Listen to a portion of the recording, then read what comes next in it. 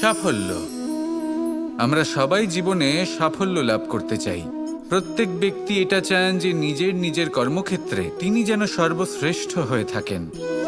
এবার আমাদের মধ্যে কেউ এটা মানুক বা না মানুক, আমরা সবাই এটা জানি, কোথাও না কোথাও নিজেদের মনে মনে আমরা এটা জানি যে আমরা সম্পূর্ণ নই। আর আমরা সবাই পূর্ণতা লাভ করতে চেষ্টা করি। এবার পূর্ণতা প্রাপ্তির এই যাত্রায় সাফল্য কিভাবে লাভ করা সম্ভব?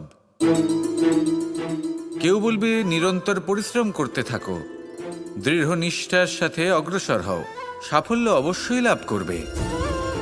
হ্যাঁ, এটা সত্যি কথা। কিন্তু এই সব কিছু করার আগে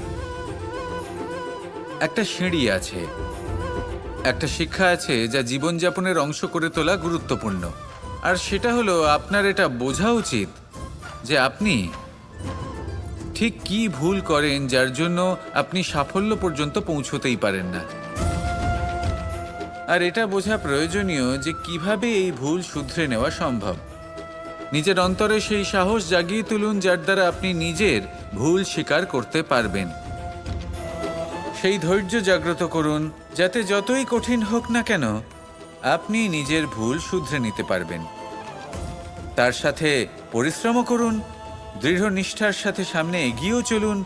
সাফল্য অর্জন করতে খুব বেশি সময়ও লাগবে না। আসুন আমার সাথে ভালোবেসে বলুন, রাধা রাধা।